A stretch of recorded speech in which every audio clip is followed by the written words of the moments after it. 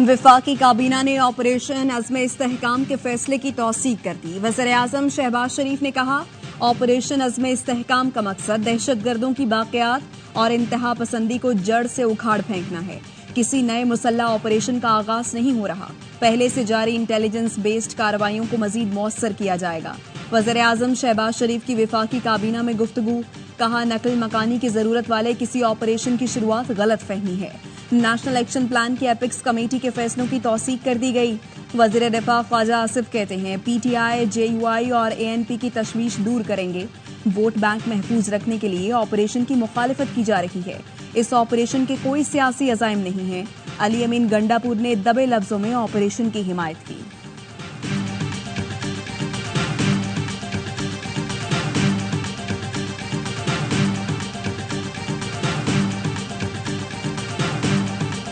चारों chief minister मौजूद थे। किसी ने मुखालफत नहीं की। AP के चीफ मिनिस्टर साहब ने कोई इख्तलाफ नहीं किया, बल्कि उन्होंने दबे लफ्जों में ये कहा है कि हम इसको सपोर्ट करेंगे। वज़ीर आला ने एपिक्स कमेटी में ऑपरेशन की हिमायत नहीं की। ख्वाजा आसिफ ने हमेशा झूठ की सियासत की। तर्जुमान KP हुकूमत बैरिस्टर सैफ ने कहा, हमारा मौक़िफ़ वाज़ेह है कि तमाम स्टेक होल्डर्स को एतमाद में लिया जाए। अपोजिशन लीडर उमर अयूब ने कहा, ऑपरेशन की किसी सूरत हिमायत नहीं करेंगे। शहबाज शरीफ कहते हैं, हमें सरमायाकारी के लिए ऑपरेशन चाहिए। बताएं KP में कितनी सनत है। जिस मुल्क में कानून की हुक्मरानी नहीं होती वहां सरमायाकारी नहीं आती। अली मोहम्मद खान ने कहा, KP हुकूमत अवाम की मर्जी के खिलाफ कोई ऑपरेशन नहीं होने देगी। ऐवान को एतमाद मिले, बानी PTI से बात करें। पीपल्स पार्टी का ऑपरेशन अज़्म इस्तेहकाम की हिमायत का फैसला। PP ने हुकूमत को ऑपरेशन की हिमायत और तहफ़्फ़ुज़ात से आगाह कर दिया।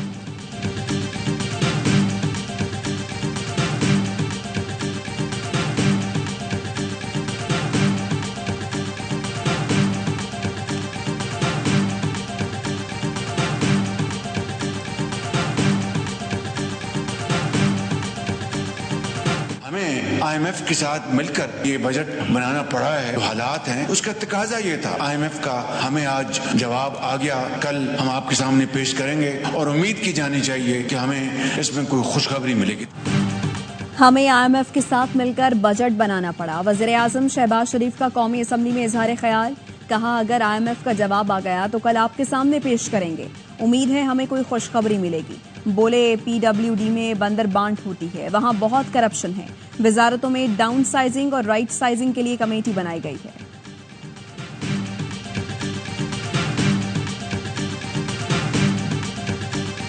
पीपल्स पार्टी ने वफाकी बजट की मंजूरी में हुकूमत की हिमायत का फैसला कर लिया। कौमी असम्बली में इजहार ख्याल करते हुए बिलावल भुट्टो जरदारी ने कहा, मीसाक मईशत के बगैर मसाइल हल नहीं हो सकते। ऑपोजिशन से भी तजावीज लें। हिस्ब इख्तलाफ और हमारी राय लेते तो सियासी तौर पर जीत होती, मुआशी हालात बेहतर होते। महंगाई से मुकाबले और मुल्क मुआशी बहरान से निकालने के लिए हुकूमत मुशावरत करेगी तो उसका साथ देंगे। गुज़श्ता हुकूमत नैब, FIA और एंटी करप्शन को इस्तेमाल करती थी। ये हुकूमत वही तरीकाकार अपनाएगी तो नाकाम रहेगी। नैब और मईशत साथ नहीं चल सकते, सब जानते हैं। बाजवा डॉक्टराइन में कौन कौन निशाने पर था। सियासत आगे बढ़ाने के लिए एक दूसरे को जेल भेजने की जरूरत नहीं।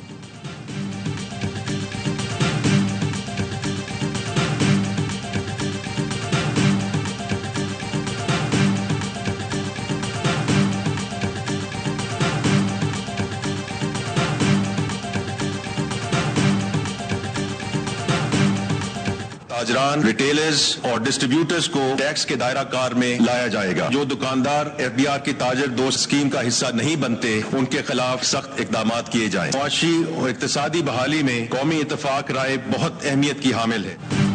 महंगाई में कमी हुकूमत की अव्वलीन तरजीहात में है। मुल्क को मुआशी मसाइल से निकालना चाहते हैं। बजट से मुताल्लिक मुस्बत तजावीज का खैर मकदम करते हैं। वफाकी वजीर खजाना मोहम्मद औरंगजेब कहते हैं, जो ताजिर FBR की ताजिर दो स्कीम का हिस्सा नहीं बनते उनके खिलाफ सख्त इकदाम किए जाएं।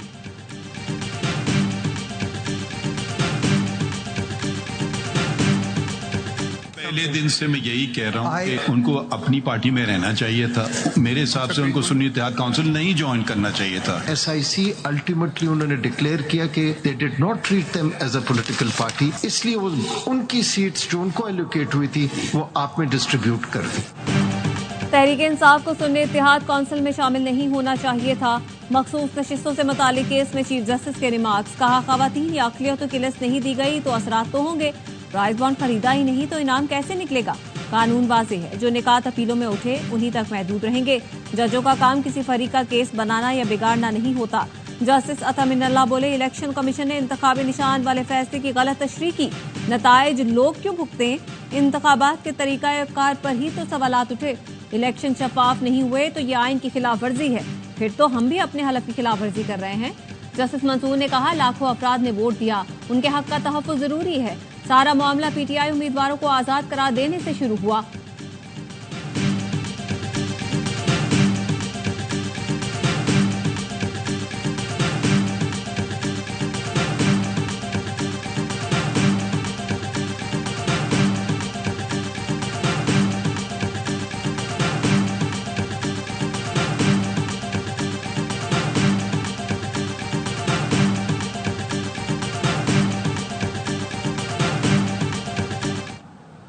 We are so indulgent of autocratic rule, और आप भी रह चुके हैं डिक्टेटर के अटॉर्नी जनरल। वो वक्त था जब मैंने वकालत छोड़ दी थी। Today, the Constitution is not being upheld. Ultimately, it will be our responsibility for every human right violation that is happening today, the enforced disappearances. जमहूरियत आती है तो छुरियां लेकर खड़े हो जाते हैं, डिक्टेटरशिप हो तो मिनिस्टर भी बन जाते हैं और फिर उसूल की बात करते हैं। आप डिक्टेटर के अटॉर्नी जनरल रह चुके हैं। मैंने मुशर्रफ दौर में वकालत छोड़ दी थी।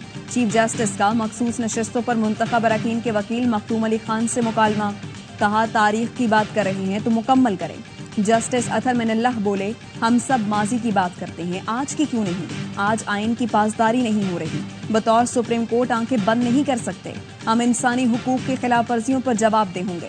लापता अफराद केसेस को सियासी कह दिया जाता है। किसी दिन तो कहना होगा बस बहुत हो गया। सबसे अहम दरखास्त 8 फरवरी इलेक्शन में धांधली की है।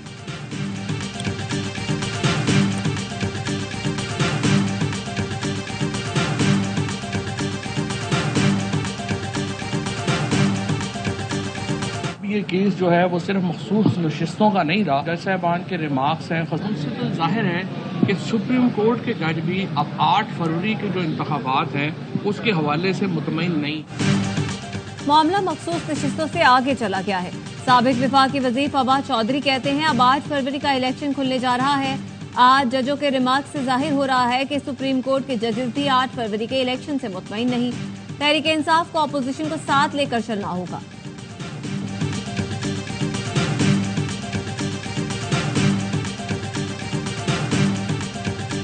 निकाह केस में सजा मौतली की दरखास्त पर फैसला महफूज। इस्लामाबाद की सेशन अदालत बानी पीटीआई और बुशरा बीबी की दरखास्त पर महफूज फैसला 27 जून को सुनाएगी। दौरान समाअत वकील सफाई ने ट्रायल कोर्ट के दायरा इख्तियार पर सवाल उठाया।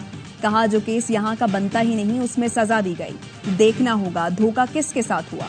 इद्दत के अंदर शादी करना जुर्म नहीं, 7 साल सजा तो दूर की बात, ट्रायल कोर्ट के फैसले में बेज़ाब्तियां हैं।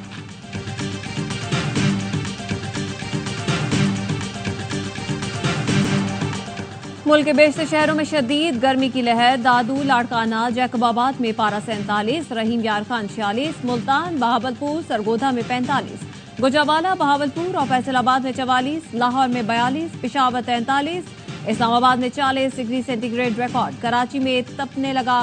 दर्जा हरारत 41 लेकिन शिद्दत 48 डिग्री सेंटीग्रेड तक महसूस की जा रही है।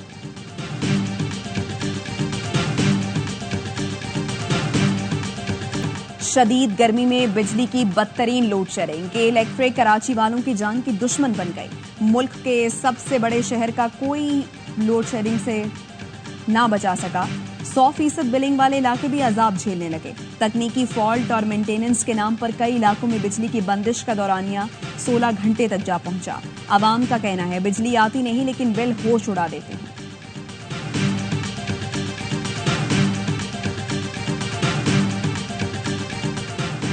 आजाद कश्मीर का नए माली साल का 2 खरब 64 अरब 3 करोड़ रुपए का बजट पेश।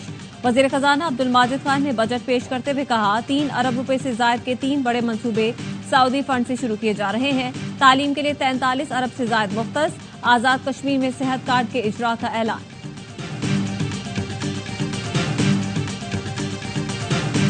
कोई जायदाद का तनाज़ा हो, चाहे कोई फैमिली डिस्प्यूट हो, उसमें हमारी इनके फैमिली मेम्बर से जो बात हुई, उसको 2 हमलावर थे जो कि घर में एंटर हुए, उस पर आके उन्होंने फायर किया। तो मेरे ख्याल में SMG थी जिसके साथ वो पूरी फैमिली को, बच्चों और औरतों समेत उनको हलाक किया। पेशावर बडबेर में जायदाद के तनाज़े पर फायरिंग से एक ही खानदान के 8 अफराद कत्ल, मरने वालों में 4 खवातीन और 4 बच्चे शामिल।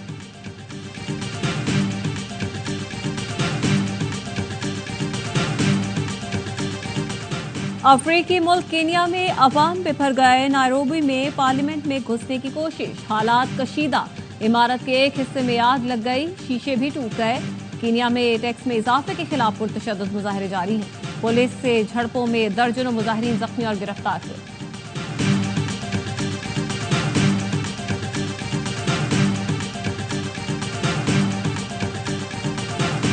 अफगानिस्तान ने तारीख रकम कर दी, बांग्लादेश को हराकर T20 वर्ल्ड कप के सेमीफाइनल में पहुंच गया। सनसनीखेज मुकाबले के बाद बांग्लादेश को 8 रन से शिकस्त। अफगान टीम ने पहली मर्तबा टॉप 4 में जगह बनाई, ऑस्ट्रेलिया को मेगा इवेंट से बाहर कर दिया। अफगान बॉलर्स ने 114 रन का कामयाबी से दिफा किया। राशिद खान और नवीन उल हक ने 4-4 विकेटें उड़ाई। अफगान टीम जुमेरात की सुबह जनूबी अफ्रीका से टकराएगी। दूसरे सेमीफाइनल में भारत और इंग्लैंड के दरमियान मुकाबला होगा।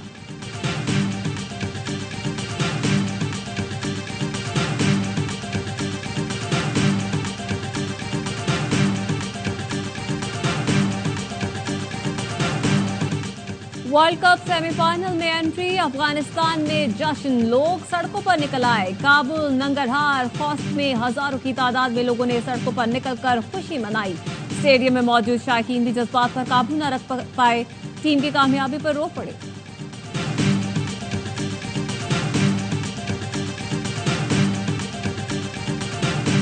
जीत पे पूरी अफगानिस्तान टीम को मुबारकबाद। प्राउड मोमेंट है उनके लिए कि 2008 में आए हैं इंटरनेशनल क्रिकेट में और कितने कम टाइम पे आके डोमिनेट करना शुरू कर दिया और एशिया की नंबर 2 टीम आप कह सकते हैं।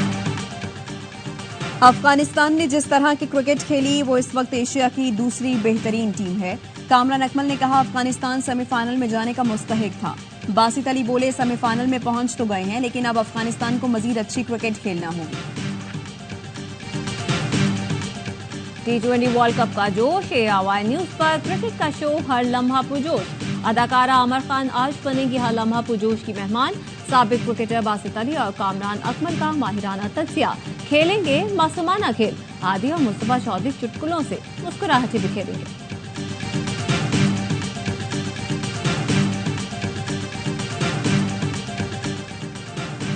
कौमी कप्तान बाबर आजम अमरीका से वतन वापस पहुंच गए। आइंदा चंद रोज में चेयरमैन PCB मोहसिन नकवी से मुलाकात करेंगे। T20 वर्ल्ड कप में टीम की नाकिस कारकर्दगी और उसकी वजूहात पर बात होगी। सुप्रीम कोर्ट के 3 नए जजों की तकरीब हलफ बर्दारी। जस्टिस मलिक शहजाद अहमद, जस्टिस अकील अब्बासी और जस्टिस शाहिद बिलाल हसन ने हलफ उठा लिया। चीफ जस्टिस काजी फायजीसा ने हलफ लिया। डॉक्टर किबला अयाज ने बतौर एडहॉक मेंबर शरीयत एपलेट बेंच हलफ उठाया। जस्टिस शुजात अली खान ने काम मुकाम chief justice Lahore high court, justice Shafi Siddiqui ने काम मुकाम chief justice Sindh high court का हलफ उठाया।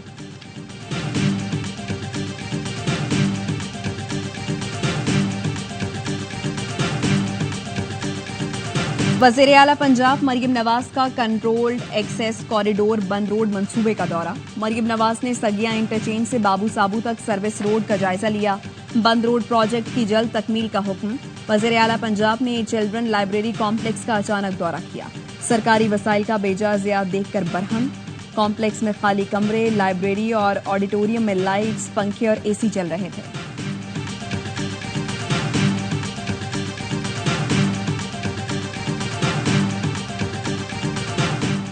कराची में अंधी गोलियां शहरियों की जान लेने लगी। लांढी में 2.5 साल के आसिया अंधी गोली से जान बहक हुई।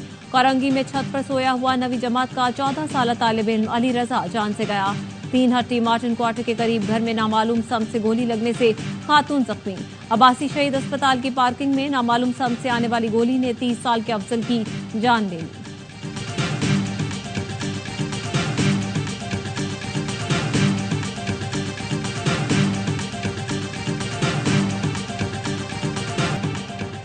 सिटी कोर्ट से मुलजिम जाहिर अली की फरार का मुकदमा दर्ज। जिम्मेदार कांस्टेबल इश्तियाक अहमद गिरफ्तार। मफरूर मुलजिम गोल्ड मेडलिस्ट इफ्तिकार कत्ल केस का मरकजी किरदार था। पुलिस हुकाम के मुताबिक लॉकअप इंचार्ज इफ्तिकार अहमद ने बताया 4:10 पर मेन गेट का सनदी इश्तियाक भागता हुआ आया और बताया जेल जाने के लिए कैदी वैन पहुंच गई तो मुलजिम कांस्टेबल को धक्का देकर फरार हो गया।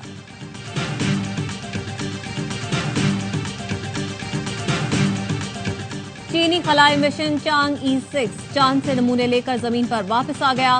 चीन चांद के दूर दराज इलाके से नमूने लाने वाला पहला मुल्क बन गया। चीनी मिशन कामयाबी के साथ चांद से सफर करके मंगोलिया में उतरा। चैंग E6 के साथ पाकिस्तान ने भी सैटेलाइट भेजा था जो अब भी चांद के मैदान में चक्कर लगा रहा है।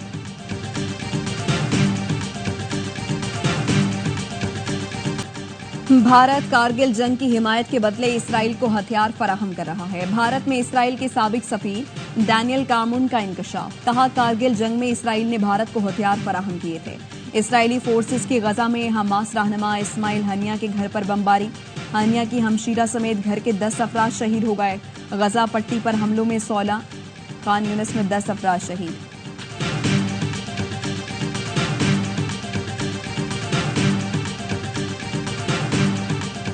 विकीलीक्स के बानी अमेरिका से मुआहदे के तहत बरतानवी जेल से रिहा हो गए। लंदन के हाई कोर्ट ने जूलियन असांज को जमानत पर रिहाई दे दी। असांज ने रिहाई के बदले अमेरिकी महकमा इंसाफ से एतराफ जुर्म पर आमादगी का मुआहदा किया है। वो जासूसी एक्ट के तहत आयद इल्जाम को तस्लीम करेंगे।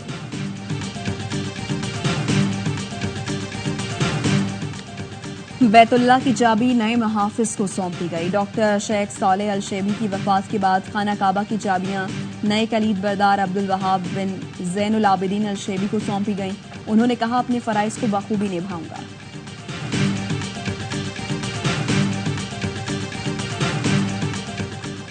और हया और ईमान का पैकर सखावत ऐसी के गनी का लक़ब पाया।